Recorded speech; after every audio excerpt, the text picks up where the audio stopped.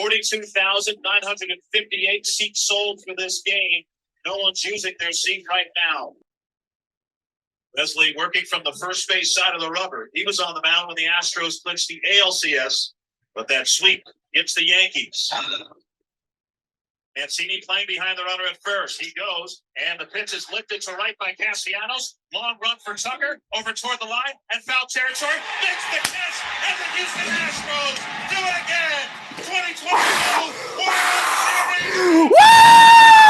Woo! Woo! Sorry, but woo! Take me out to Twitchy Dolphin Media presents Let's Get To. It's baseball from sea to shining sea by the team that brings you home. And now, your host, James Christopher. And welcome to Let's Get To. I'm your host, James Christopher, and we have a very special chef's kiss of an episode for you today. We're going to do a World Series fan social, and I've invited some of my favorite people, Emily Nyman, Gary Warren, and Alex Euclid, onto the show to talk about what it was like to have their team win a World Series in their lifetime. Now, we had one major rule for the discussion, and that was it was going to be respectful. We were going to respect each other. We were going to respect the teams. It was going to be very let's get to, in fact, which meant we weren't going to talk about trash cans or short seasons, and we weren't going to mock the length of time it's taken a team to win a title. If you want to see one-upmanship and piling on, this ain't the episode for you. In fact, this isn't the show for you, so I guess enjoy Barstool. Now, I talk openly and honestly about the Astros, and let's be honest, for the most part, their mediocrity when it's come to the history of baseball, particularly in my life. Now, it's easy to get bogged down on it, but proper perspective must be given. In the last 6 years, the Astros have made the ALCS 6 times. They've won it 4 times. They've won the World Series twice. 10-year-old Jim in 86, after the Astros lost, would still make that deal. 6 years. A lot of ups, a lot of downs, and I thought I would share some of the biggest up and downs in that 6 years, and I will be including clips of the ups because, I don't know, I'm not that comfortable with myself to show the downs yet. Now, there is one caveat. We will not be showing the final play of the 17 or the 22 World Series. I think that one's just a little too easy. So 3 up, 3 down from the previous 6 years. 3 up, 3 down because baseball. And yeah, we're going to be counting down. So down number 3, Andrew Benintendi robs Alex Bregman in the 2018 ALCS. Now, the fact is that series started off great for the Astros. Then a whole lot of weird happened. Altuve's not a home run could have easily made this list. But even still, the Astros could have gotten back on track with a base hit. Instead, Benintendi makes an amazing play, and the Astros season's on life support. And even though there was another game to go, it just felt like the wind were out of their sails. So, thanks, Andrew. And up number 3, and there were a lot of them in this jersey. We're going to start with Marwin Gonzalez's homer in the 2017 World Series at Dodger Stadium. This was the first moment in the series where I thought to myself, we could win. And yes, I say we. I spent a metric ton on gear, tickets, and a good chunk of my heart and soul on these guys, so it's we. But for the first time, I thought to myself, we can move past the horrors of my childhood, and we can see that there is a glimmer of hope that we might be able to at least win a World Series game, and maybe I can move past the, hey, isn't it neat to be here sort of attitude. Hits one in the air into left center field. Back at the wall and is gone. Tie game in the 9th. Marwin Gonzalez. And downer moment number 2. The 2019 Astros were the best team in Astros history. And that World Series will forever haunt me as a sports fan. And I'll focus on that a lot because I'm a masochist. So, downer number 2. Because of how grueling the series was, I will say that it has to be the fact that I know how old Juan Soto is. Did you know that he turned 21 on the day of Game 3? Longhorn fans know that Colt McCoy and Jordan Shipley were roommates, and every single time this incredibly talented player did something, we learned that he was young and the future was bright. Well, it turns out the future hasn't been bright, but yes, downer moment number 2 is the fact that I know that Juan Soto turned 21 during Game 3 of the 2019 World Series. And up number 2, we're still in the orange, and this is Bregman driving in Fisher to win Game 5. Honestly, one of the best nights of my life. That game was a prize fight, and that moment was nuts. And we're sitting around a fire out in my backyard with the radio going because it was just too hard to watch it on TV. I needed to be zen, so I had Jessica, I had Colt, I had Vader, and I had my cousin Brendan, who's not even an Astros fan, and that moment was electric. Alex Bregman will never buy a drink in the city of Houston ever again. Neither will Derek Fisher. And again, just I think it's the best baseball game I've ever seen. And for the Astros to come out on top was just a little bit of extra sweetness. That's in the air to left. Here comes Fisher. Throw by Ethier. Astros win it in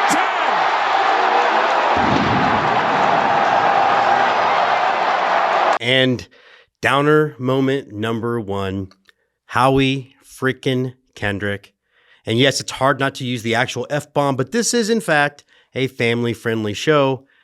That homer off the foul pole that ended up pushing the Astros to a Game 7 loss and making Garrett Cole a representative of himself will forever echo in Astros history as one of the lowest points.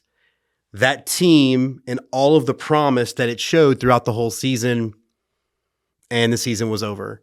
And I think it goes to show you why baseball is a very different kind of sport, because sometimes the best team doesn't win the World Series in a given season, and the best team of this 6-year run didn't win the World Series in 2019 because baseball be like that sometimes. And moment number 1 happened in this jersey the night the game got turned upside down. The 2022 title was important. Now, the national media will tell you that it was because of the public opinion about the team, and now they get to prove they were legit. Astros Nation knew they were legit, and most of us neither wanted, nor needed, nor cared about the approval of the national media. But for us, it cemented the dynasty. And yes, it's a dynasty. And it also proves that the process of winning was working. 2 wins in the World Series within 5 years, 6 straight ALCSs, all in the shadow of a roster that's changing constantly. It's just an amazing team. Again, the night the game got turned upside down, which I think is going to be a future Reba McEntire song. 1-0. On a 2-1, Alvarez hits a high drive center field. Veer leans back. This game is turned upside down.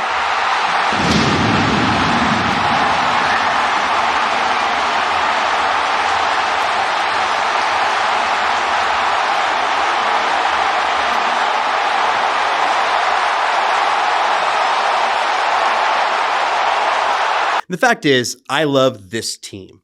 Biggio will always be my favorite player, and I can't see that changing because, well, I'm old. But this group of guys, getting to know them over the years, seeing what good people they are, counter to what the national media will tell you, has been awesome. And I think that's what's great about baseball in particular. You build a relationship with the team and the hardcore fans because it's 162 games. You get to know them over the years, and you start to feel like you're a part of it. And connection with others has been one of my favorite parts about this whole thing. Andy Tom Chesson, my partner in crime, I wouldn't be doing any of these shows without him. So if you want to blame somebody, blame him.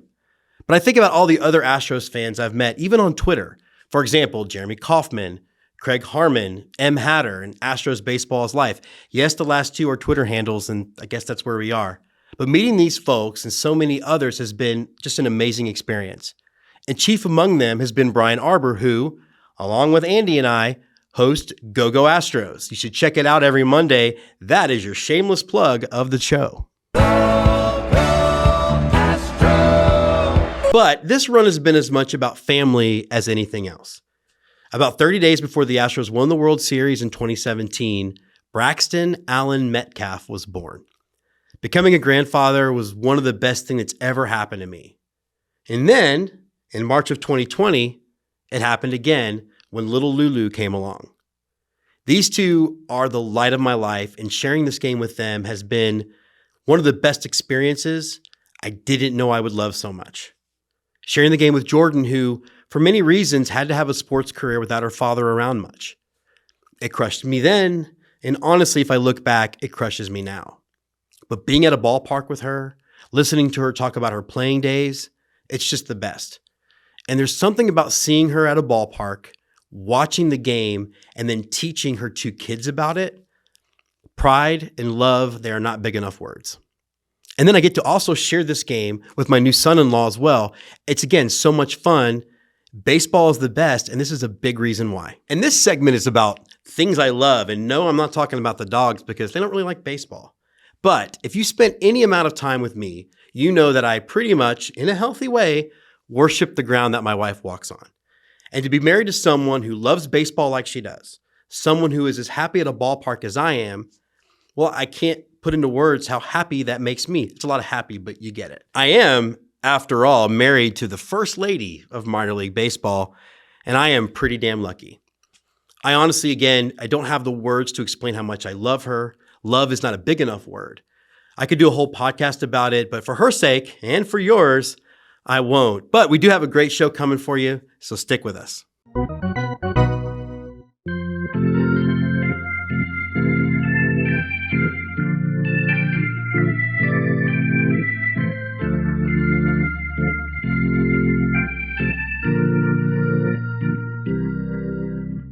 Show me the merch. Fashion, baseball style.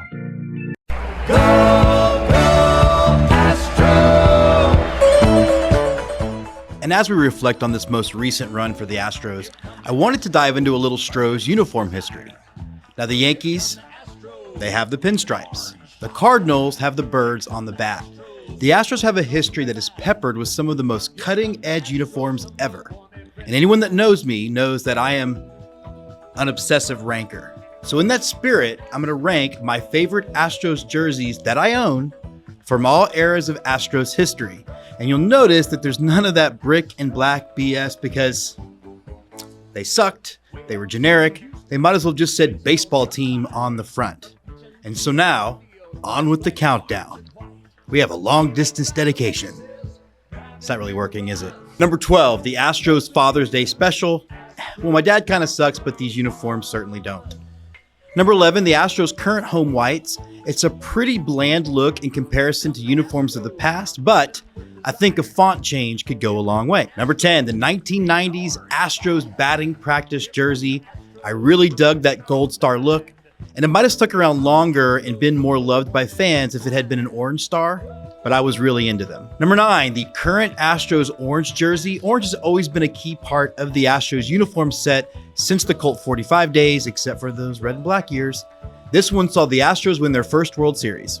Number 8, the Astros current navy jersey. I love the homage to the Astros rainbow under the arms, and I love even more that the 2022 title was won in them. Number 7, the Astros 90s road grays. Let's be honest, most road grays are kind of boring, but these certainly aren't. And number 6, the Astros 90s home whites. I remember when this look was revealed and I just thought it looked awesome. And I know a lot of the olds at the time were kind of irritated by it, but to me, to a high school kid, this looked like baseball of the future. And number 5, the Astros 90s navy jersey. I clearly love that 1990s shooting star. This one is highest of them because this was the first time that I at least remember the Astros getting to wear something other than the white or gray jersey on the field for a regular season game. Number 4, the Astros 80s white with the rainbow on the shoulders. This was the uniform of my early teen years. It had a cream and a button-down version, which I would also love to get my hands on. And this is the uniform that Craig Biggio debuted in. And now, I know it's baseball, but we have a tie for third. So first up, we'll call it 3B, the Astros City Connect jerseys, which I think were the best of the City Connect releases so far. Now 3A, I have the Astros 60s shooting star look. For a lot of people, this is their favorite, and it's easy to see why. And I put these two together because it really felt like a nice bookend of where the evolution of both Space and Astros uniforms have gone from the 60s until now.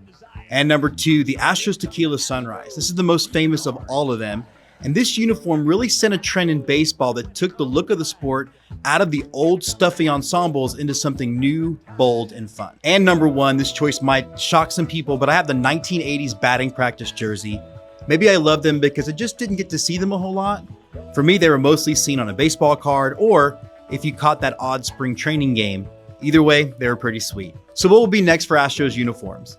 If the City Connect and the Space Cowboys jerseys are any indication, an evolution back to the bold look that made the Astros famous could be on the horizon.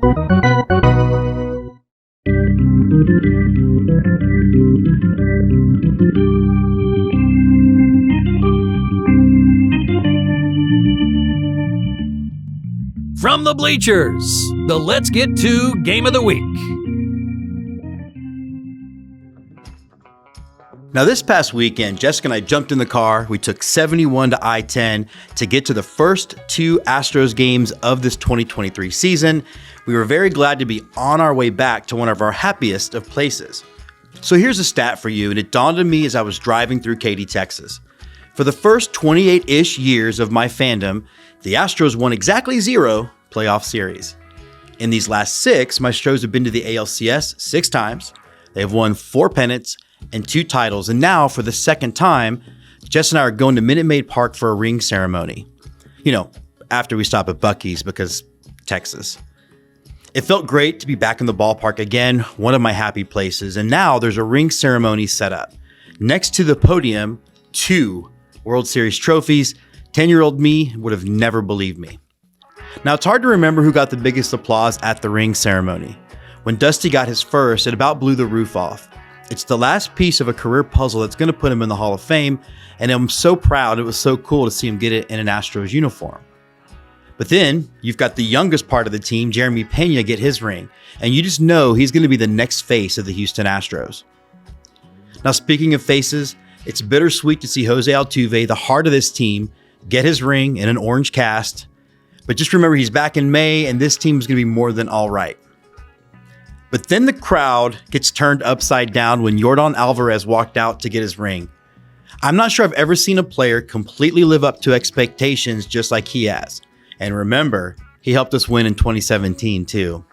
Now, after the ring ceremony, we still had 2 really great days at the ballpark ahead of us, which means checking out some of the cool things that the Astros did to refresh the park. I always enjoy walking down our growing Hall of Fame. It's not just about reflecting on my youth as a fan, but also recognizing that everything that's happened to the Astros, that's happened to their fans, to this city, the heartbreak, the close calls, the near misses, they are what brought us here to this moment, to this era, and it's important that we enjoy this run while it lasts, because it doesn't come around very often. We, of course, got a bunch of swag, maybe more than we should have, and I did walk away with this really sweet belt buckle honoring the 2 World Series titles. I admit that it's gaudy, I admit that I love it, and I admit that I'm wearing it now, but I think it would be awkward to tilt to a shot of my crotch. Now, for my bride, a simple message engraved on the barrel of a bat. Being with her, ironically enough, in Astros terms, is what keeps my world from turning upside down. I couldn't be me without her. I wouldn't be doing the show without her. All in all, it was a great weekend at the ballpark. They won both games. We saw Gold Gloves, Silver Sluggers, orbit in a balcony, and then a toast with my bride because I drink wine at ballparks now. Houston, though, it's an Astros town. No one should ever doubt that. There should be no question.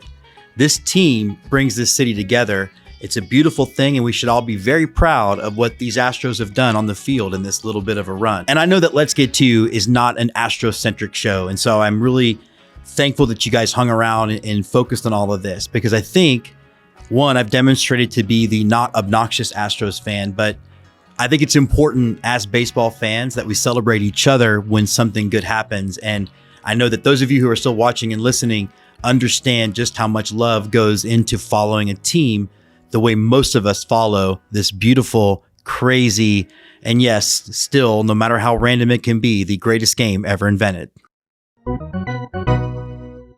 And we are back here for a special segment on Let's Get To. And so for those of you watching and those of you on the segment, this episode's coming out the Tuesday after Jessica and I have been to Minute Maid Park for the ring ceremony and getting to sort of see the banner for the first time. We don't have opening day ticket money. Like, I don't get that kind of money, but I thought it'd be kind of fun to bring some of my very best friends on in baseball who've also kind of had a World Series in their lifetime. And I'm excited to introduce Alex Euclid, who, Alex, I've made you sort of internet famous for. You're the famous guy who sent my grandson stuff after he got booed. Yeah. Which proof that you're a hugely great human being. We have Emily Nyman from the world famous and multi-award winning Breaking Balls pod. Happy to be here. Can't wait. And we have Gary C. Warren, who one of my oldest friends, TV producer. You've seen some of his stuff, such as Dr. Pimple Popper and other things of that stuff. The new one you've got, the whole gold digging thing, that's pretty awesome. Yeah, Bering Sea Gold, airing on Discovery and Discovery Plus. Yeah, there you go. Look, nice little plug. So I think we should just jump right in, and we'll start with Emily on this one. Yankee fan. I get Yankee fans, Emily, because I'm a Cowboys fan. I understand all of the BS that comes with that, but you were definitely experiencing part of when y'all won like 117 World Series in a row. What is your favorite memory from any of the World Series that you were alive that you got to see? I mean, to be honest, like I didn't grow up in a family like my dad, he went to the Naval Academy, so he's a big Navy fan. But as far as pro sports are concerned, he couldn't really care less about them. So I didn't grow up with that sort of tradition where like, oh, I watched with my dad and I remember this. So I don't really have that many memories of the late 90s teams. I mean, I basically became a Yankees fan because in 1998, when I was like 12 years old, they won 114 games. So I was like, wow, this team is amazing. This is the team that I really love. My brother, who was a Mets fan because they won in 86 when he was 12, he was heartbroken. But besides that run with the Yankees, I'd say, 2009 was really like in high school when I started watching a little bit. So of course, there was nothing but heartbreak there because the run had ended by the time I have like memories of being a fan. Yeah. So then 2009 came around and, I'd have to say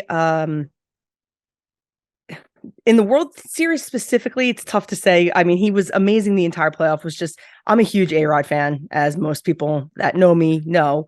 And he got a lot of shit over the years for not really coming through in the postseason because unfortunately for him, his best postseason before that was in 2004. And we all know what happened there. So this was like his breakout year in the postseason. He had his first World Series home run. He had like a 200 or 300 OPS plus like throughout the entire postseason run. So I was just thrilled for him. And especially because the first, that Sports Illustrated article came out like about his PED use in February of 2009. So like this was sort of like, it was a tough year for him and a tough year to be an A-Rod fan. And I don't want to say it's a tough year to be a Yankee fan because at that point it wasn't tough to be a Yankee fan at all in any respect. So it was really, that's my memories are mostly of him and his run and just being really happy for him because you know how it is in sports that even though you can have an unbelievable career, if you don't have a championship, even in sports like baseball, where it's tough to,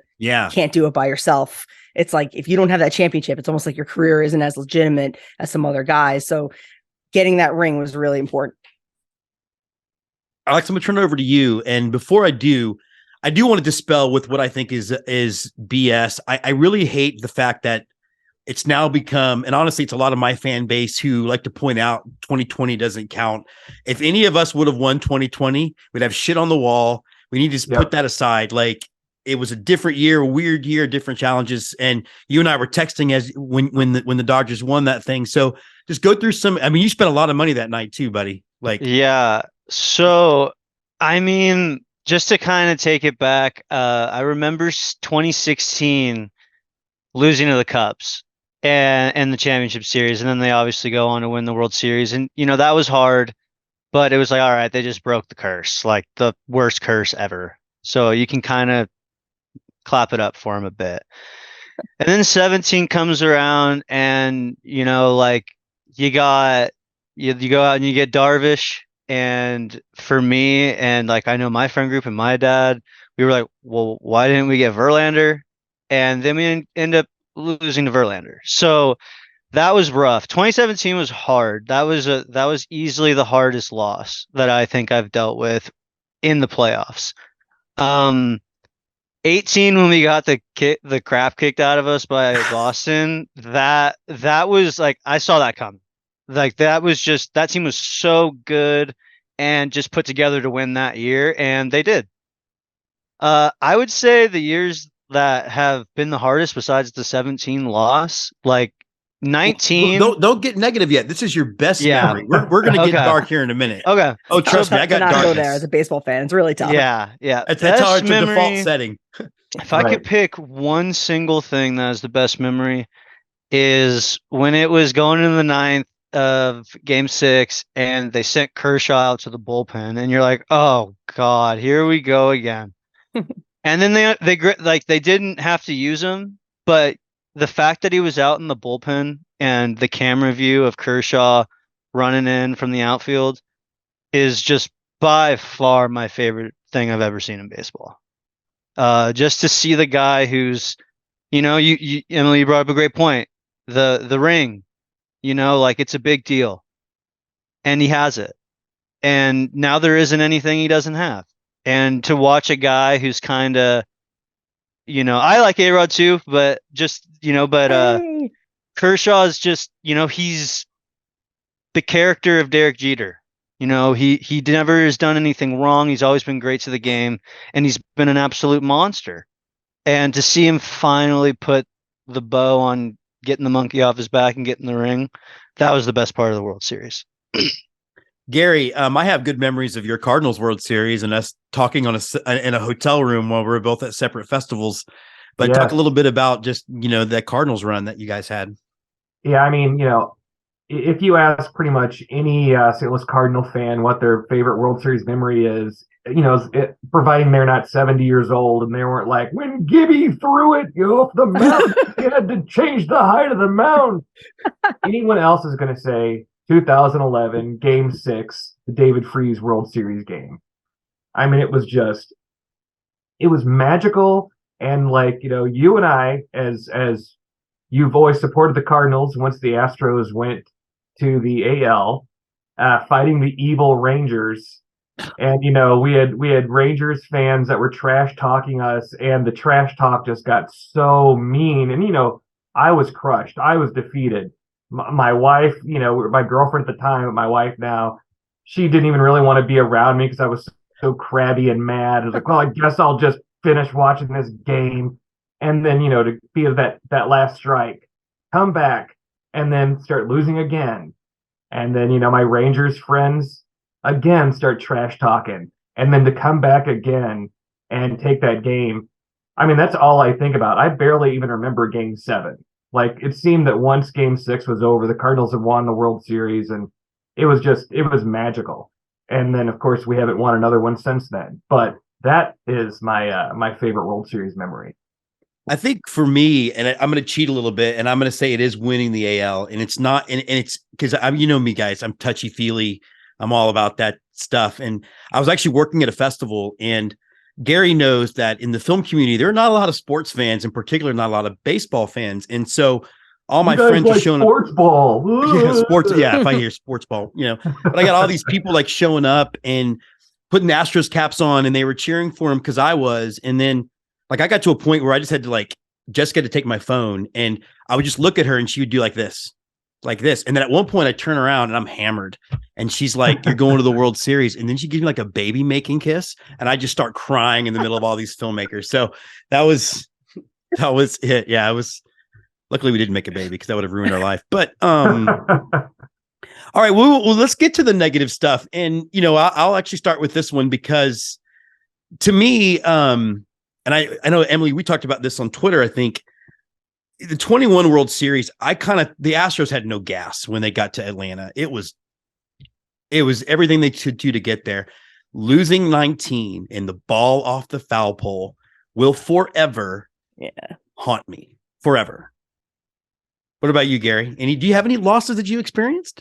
I mean, the thing, I was thinking about it today, the getting to the World Series, I'm not really disappointed any. There's no moment. It's always those playoff losses. The playoff losses after the full season, losing a wild card game, losing a playoff game. Those are the ones that sting the worst. To really have to think about a World Series memory that just pains me was the 86 World Series with the bum call that maybe not cost the Cardinals the World Series, but certainly for anything to be on a negative officiating call in any sport just always takes the wind out of the sails. And but I mean, the fact that I have to go back in almost 30, almost 40 years, good Lord, to have We're old Easy men, does my it. I was friend. born in 86, so let's not push the 40 part of that, okay? Oh, Let's be a boy. little bit more accurate next time. Yeah, please. It's 37, and that's it. Yeah, Ooh, thank you. But yeah, I mean, ultimately, it's getting to the World Series. It sucks to lose it, but once your team's there, you can at least, brag over everyone in your league and still be better than them. Well, to your point, I don't have any memories of the Astros 2005 World Series. I was still celebrating we were there, and that thing was over. Like, oh, really? I have no recollection. I was mad I had to watch the ugly uniforms, but other than that, Emily, how about you?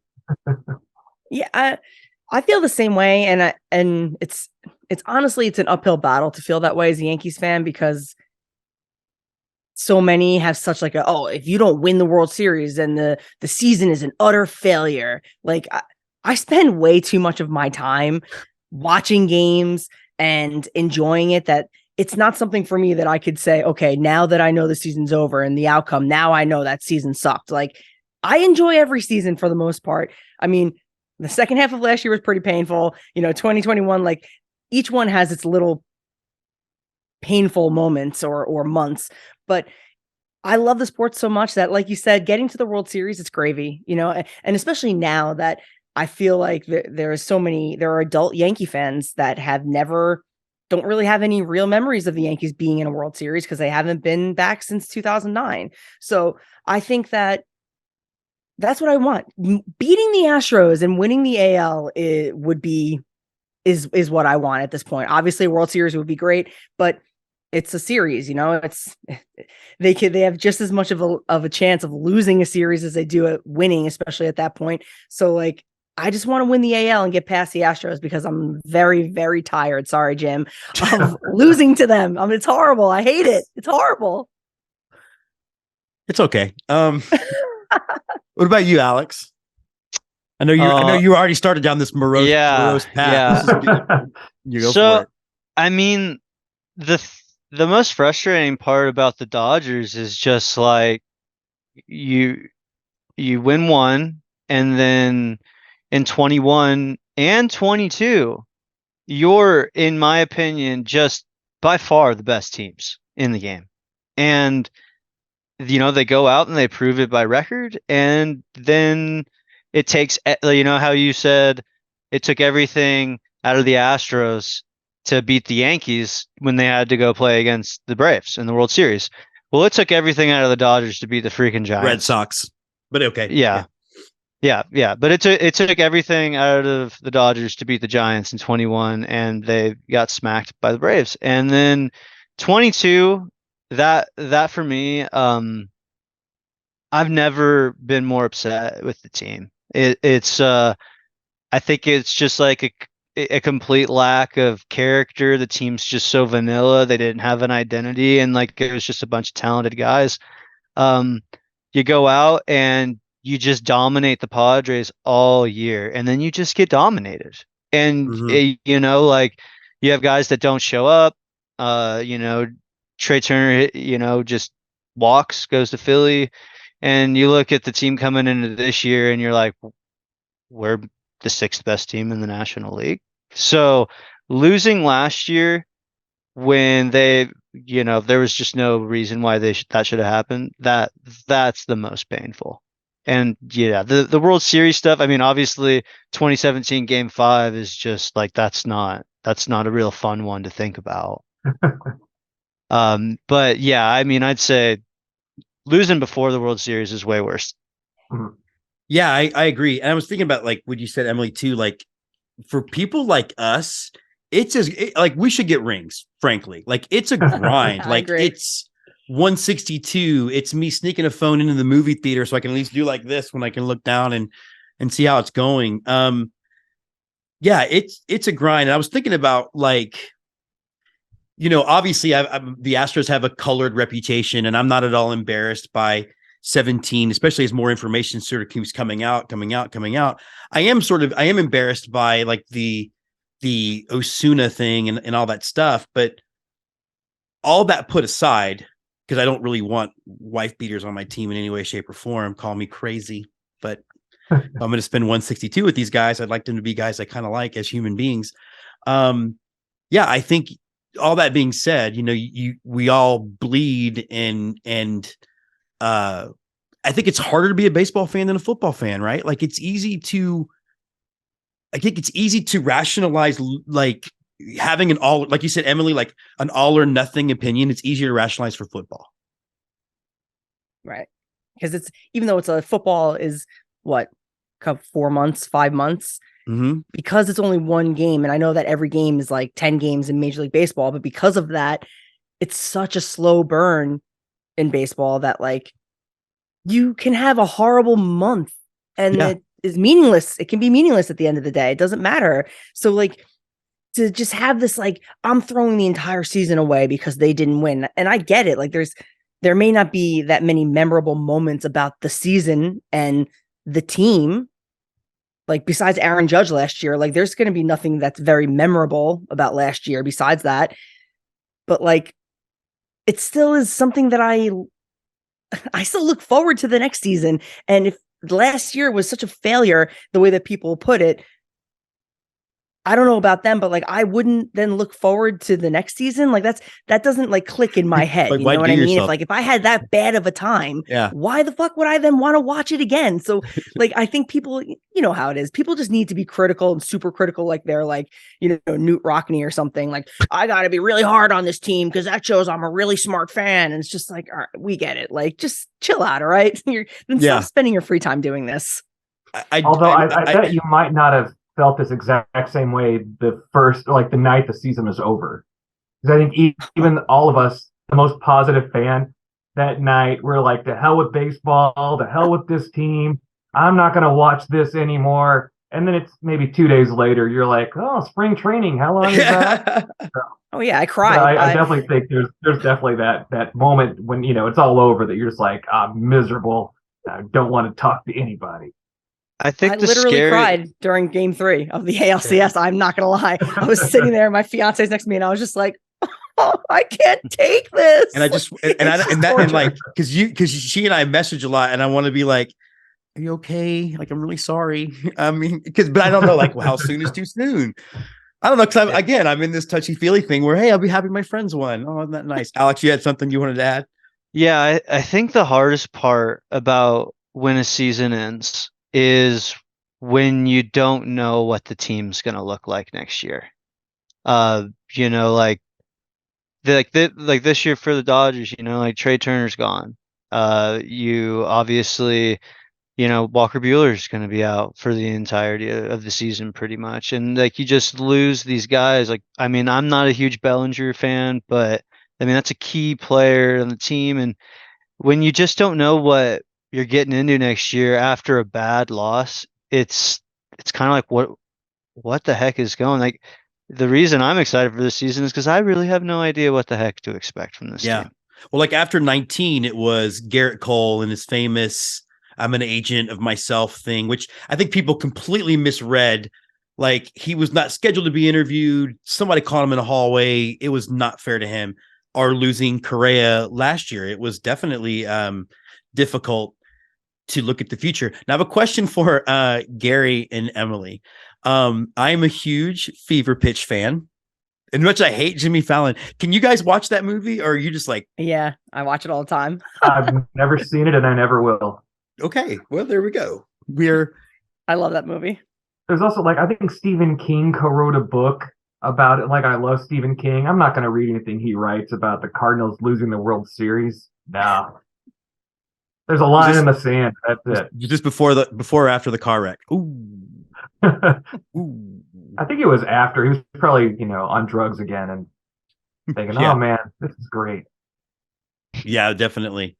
Okay, I wanted to ask a little bit about this season coming up. Alex, you talked a little bit about it, but Manfred has done it again, and he's changed some rules, some of which I actually like. Some of them which I don't. Like, I don't mind the bigger bases, actually. I don't necessarily like banning the shift. But I wanted y'all's take. Like, what is a rule that you guys either love or hate or both? And I guess, Gary, we can start with you. I'm all about the pitch clock. I think it'll be good. I mean, there's too many times where just, it's off the rubber, on the rubber, then the batter's in the box, out of the box. We did off and on the rubber for a while until I got a vasectomy. Whoa. That's when the baby making kiss was going on. Whoa. But I like that idea. I like speeding up the game that way. I don't like speeding up the game with a ghost runner on second base in, inning 10. If you want to do that on inning 16 or 17, fine. Mm-hmm. But, the 10th inning, we played this long. Let's keep it going a little bit longer before we're just, I don't know, throwing ghosts on bases. And I don't know, that rule I hate. I wish that if we had ghost runners, we could have a do-over too. If we're gonna have like little league playground rules, just have a do-over. I agree about the pitch clock. I just take the logic of, like, I don't understand if I'm going to pay to go to a game, or, I cover minor league baseball. I went to the Columbia Fireflies. The game was 2 hours and 10 minutes. That felt too short to me for have flown from Austin, Texas. So I wish it would just be a pitch clock when I'm watching on TV and not one when I'm there. You can do that. Alex, how about you, man? I guess my first comment on the pitch clock, I don't have an issue with the pitch clock. I think the one that I do have an issue with is I'm really interested to see what's going to happen with this pickoff thing. Yeah. Like you're trying to tell me I got one, because you get 2 tries, right? And then you can't pick off again. So you pick off twice, the guy just gets second base. So I mean, you're going to see, I think you're going to see a lot more stolen bases because of that. And I don't like it in sports when they have different rules in the regular season and the postseason. It really bothers me.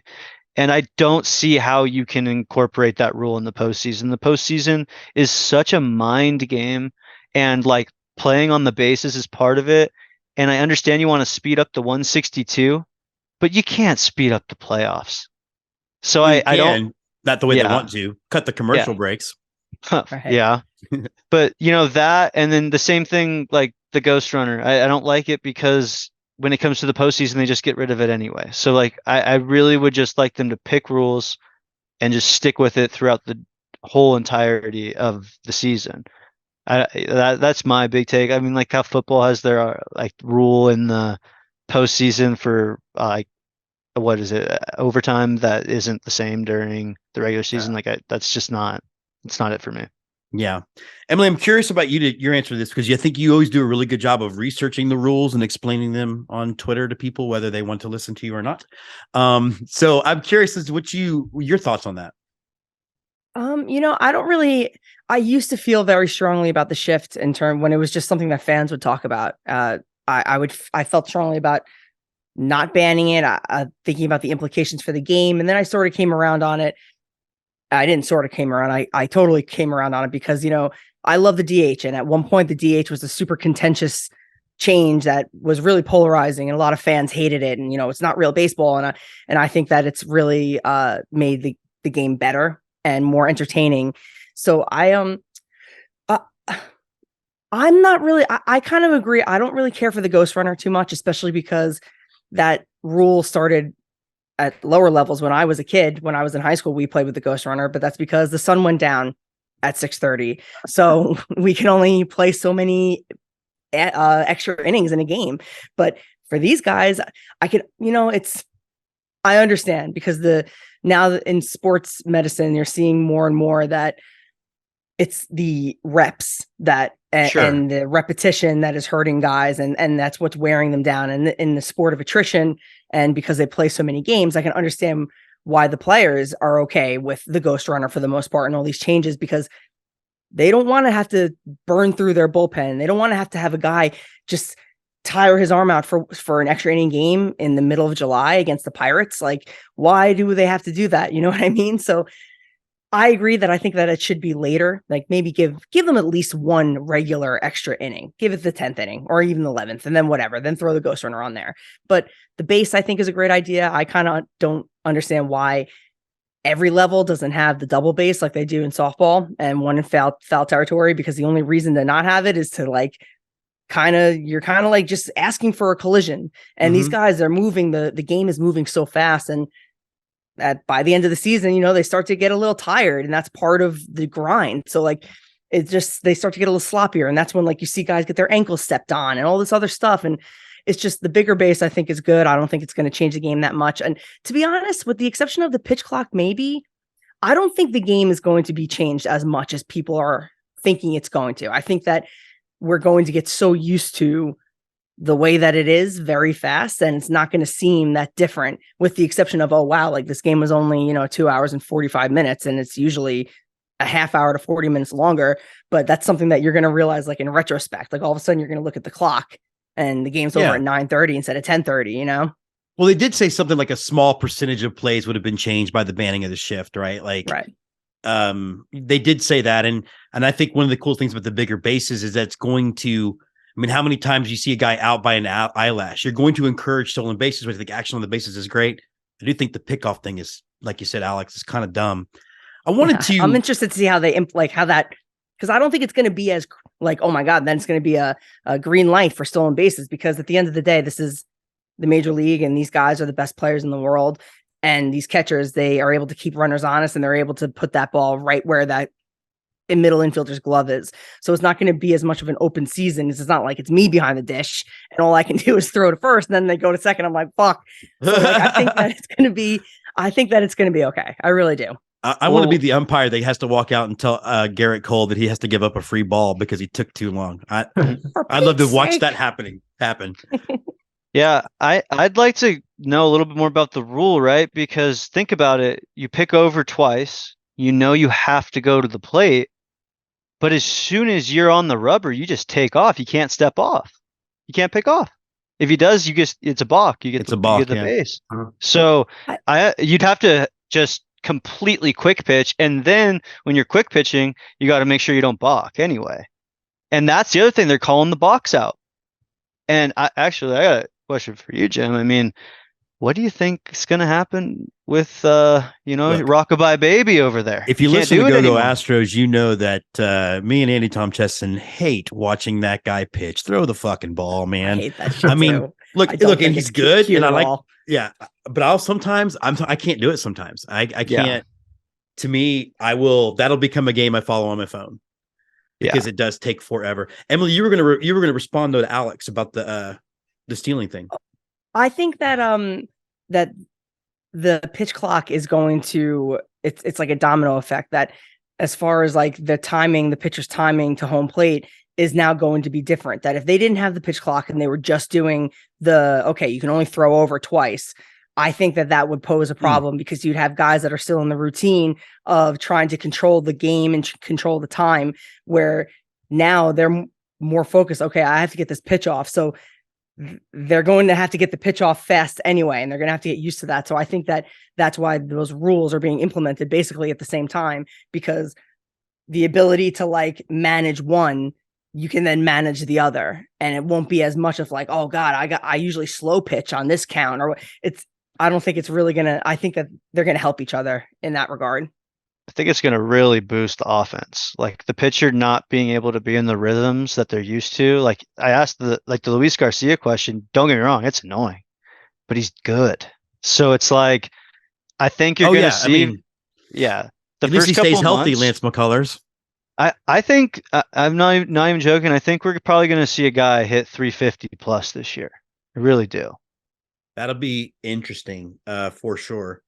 Gary, you have any thoughts on that before I go to we have two more questions, one of which is an existential question. Just to bring up Emily's point about the DH, I was one of the people staunch against the DH. There's the entire game between the managers and pinch hitting and everything. And then we get Albert Pujols as a DH hitting 700 home runs. And now I suddenly love the DH. So I think that, all these rules that some of us like might be against or something, I think we can easily forgive them when it leads to something magical happening. Well, and to your point, there was your dad was upset about rules they changed that are now just commonplace to you. I mean, right. That is the thing, is it's a game so rooted in the past that sometimes it becomes problematic when discussing it. My kind of existential question on our Yell Fight Suey show, which is a show about college sports with an Aggie, a Longhorn, and a Razorback, we talked about how toxic online fandom has become, and there's no end to an argument, right? Like again, Emily, Cowboys fan. So if you're somebody who's never won a World Series, I don't care that mine was 30 years ago or Super Bowl, excuse me. It's still better than your none years ago. So is it just, should I lighten up or am I watching the decay of American society in front of me? Yeah, I think you are. Okay. Not just in sports, in politics, in movie fans, and everything. Like the online discourse is just the rudest people who are perfect at everything, and they could have thrown that guy out at second if they'd had the shot. And just you want to be able to interact with people online on Twitter and things like that with other fans, but it's just so disgusting that it's hard to do it and have fun. Yeah, Emily, I know, like, for example, the woman who played Rose in episode 8, like, left social media because of insecure white people. Emily? Yeah, I think that I'm someone who loves a good debate and loves to argue. And when I first started using Twitter, I had like a moment where I realized I was like, okay, I'm taking all of this way too seriously. Like, like I'm getting upset and then I'm taking this person really seriously. And like their name is like Astros dude 82525. And it's like, why am I getting so upset by this? Like, so once I told myself to just chill, once I just told myself to chill out, and it's really like, I don't care, I feel very confident in what I know, and I feel really confident in what I don't know. And I know I've made great friends and I've met a lot of good people online that like, there's nothing that anyone can say to me that would ever make me feel a type of way, because I don't actually care what they think of me or my opinion. So it's easy for me personally to just sort of tune it out and enjoy the aspects of social media that I am basically curating for myself. But I understand that it's not as easy for other people because it's just, we're all different. So I think that I can understand why people don't like it and why it turns people off, but there is something about it that makes people stay, even though they'll be like, I hate this fucking app. And then it's like, all right, well, you're here for 10 hours a day. So you like something about it. I think we want it to be what we want it to be. Alex, the way I roll, I'm like, remember Jay and Silent Bob Strike Back when they used all the money they paid to go find everybody that left them a bad review online? You are the ball lickers. Yeah. Are you? That's this guy. Alex, what do you think? I mean, I love baseball. Don't get me wrong. Dodgers are my team. It's not even close, but I'm so fascinated by just like other people's opinions on players. That's usually my biggest thing. I like opinions on teams, but I think that's like a little bit more, there's some argument there, but like the record's the record, the person who won's the person who won. So like, how can you really get into the weeds of that? But I'm a huge person who likes to talk with fans and compare players of the past and players on other teams and who we think's better and why and what's the justification. And I like looking into players and finding out things that like you didn't know, like things like that. So I think Twitter's great for that, and it does get a little nasty sometimes for sure, and it's pretty brutal, but people like to fan different ways. Like some people like to be super negative, some people like to be aggressively positive. And that's I don't think it's fair for anybody to really tell anybody how to be a fan.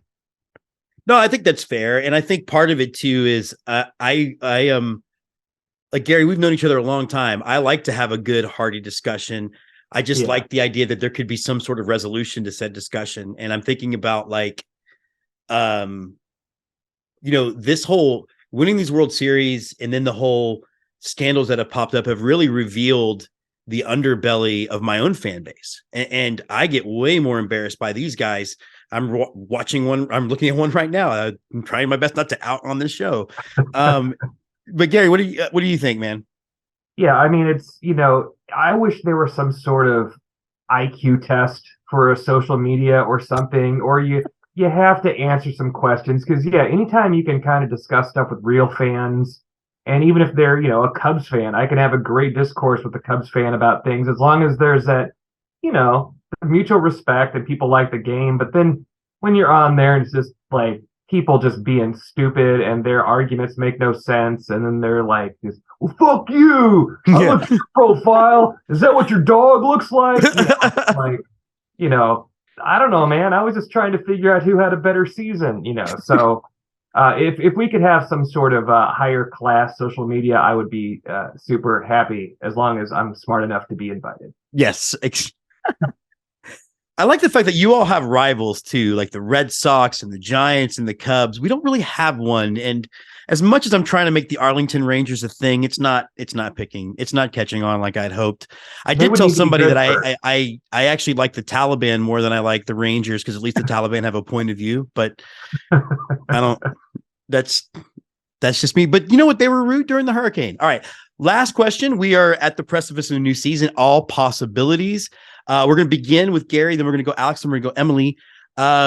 What is your sort of gut feeling about your season, Gary?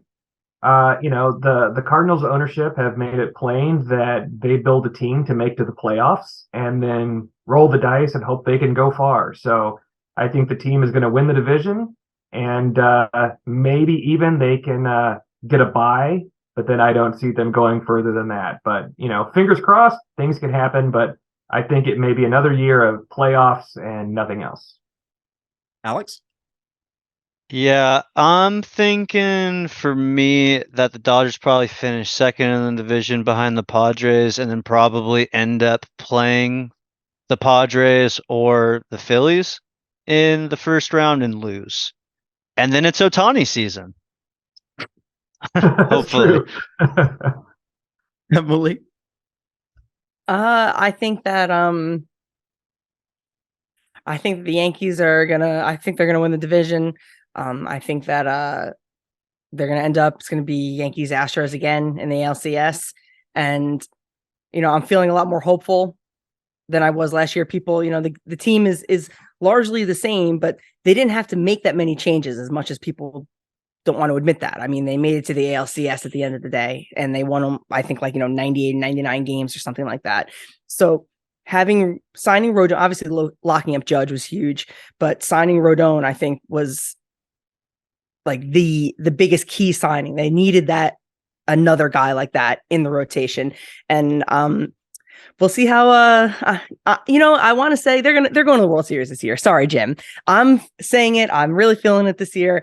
I think that things are going to fall into place. I think that there's going to be a lot of pressure off Cole in that regard, that it's not just him, and then hoping that Nestor is that guy again, hoping for magic. So I'm feeling pretty positive about this year. All right. That does wrap up you guys being on the show. Can I just, first of all, thank all of you guys, first of all, for being a big part of my baseball fandom, but also taking some time and being on the show. Hey, thanks for having me. Yeah, thanks for having me. Awesome. All righty. Thanks, guys.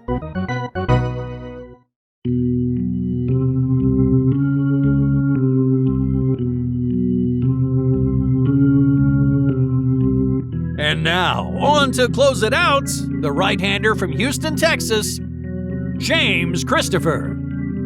So that does wrap up this episode. Thank you for indulging me a walk down memory lane. Thank you to Emily, Gary, and Alex for jumping on and sharing their own memories, because that's what this whole thing is about. It's about making these memories that are going to sustain us. Now, on today's episode, I've worn a lot of jerseys. I wore the current white, blue, and orange, the 1980s era home and batting practice, the 1990s home blue and batting practice, the Tequila Sunrise, and the Astros 6D Shooting Star, because I have a problem. Now, next week, we have a great episode. We're going to be speaking to college baseball national champion and American League champion Calvin Schiraldi, and we're going to be talking to the Casper Spuds about their move to Wyoming.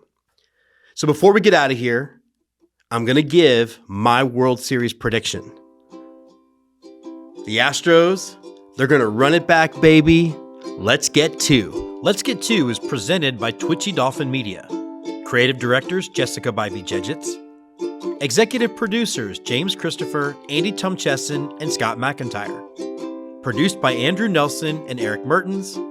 Associate producers, Timothy Jedgetz and Jess Canaster. All content created by Let's Get Two is the sole property of Twitchy Dolphin Media. All content created by teams covered in the episode are the sole property of the trademark holders.